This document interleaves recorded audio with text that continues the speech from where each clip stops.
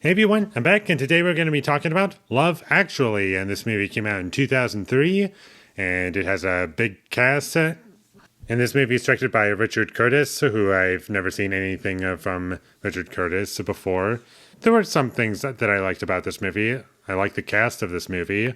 I think that they're good in the movie, and the movie does have some good licensed music that's used pretty well, I felt, and overall I found this movie to be harmless, and I was never once offended by anything in this movie.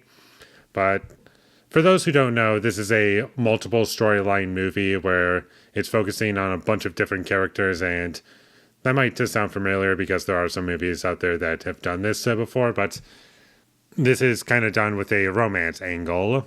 I personally did not care for this movie much at all. I was bored. I did not like any of the characters. I just never once felt invested.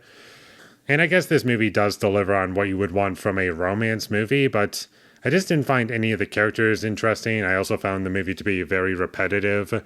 Like, not much was going on in terms of like story progression.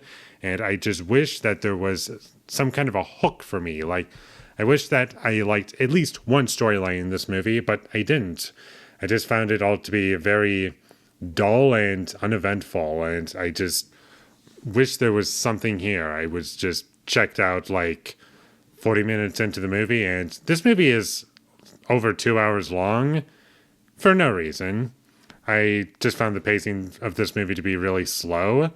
I didn't feel as though that runtime was justified at all, and other movies that do this multiple storyline type structure that I really love, or at least enjoyed, like Magnolia. That movie has multiple storylines and it justifies its runtime. And that movie is 3 hours long, and this movie is 2/3 of that runtime, and it feels longer than Magnolia to me, or at least from memory. And American Beauty, same thing, only it's not 3 hours long. That movie is like 2 hours long, and it justifies its runtime. All the characters are interesting, and the storylines are compelling, and it has a lot of things going for it. And even a movie like Crazy Stupid Love, where sure it's not perfect, but there's enough of a hook for me, and I found enough of it entertaining and engaging that Crazy Stupid Love I can come back to, and there's a hook for me. I care about what's going on. Whereas this movie, it's just the same thing happening in all of these different storylines for the most part. And I never once felt satisfied once we got to the end of the movie. And I'm not going to spoil what happens at the end of the movie, but I didn't feel as though showing off all of these different perspectives added to anything in the movie.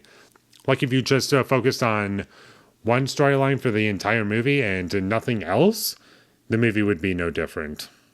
The original score for this movie I found to be overused and overpresent, and also inappropriate at points, because I just didn't feel as though it added anything to the experience, and when it did appear, it just didn't feel like it was complementing the tone. And Craig Armstrong composed the score for this movie, and this is the same composer as Moulin Rouge. I haven't seen that yet, but also he did The Great Gatsby from 2013, and he did The Incredible Hulk. So those are the ones that I'm familiar with, but if I see his name attached to anything, I can be pretty sure that the music is not going to be a standout element of the film. And also, one thing that dragged this movie down is that I didn't find the way this movie was shot to be very interesting. It was just very boring and uneventful, much like the movie, so I guess that makes sense. And it was just really boring, and if I looked away, I wouldn't lose anything from the story. There was no visual storytelling, really. And also, the comedy didn't really work for me. I just found it to be, okay, that's a joke, and move on to something else, and eventually we would get more comedy, and I found it to be not funny.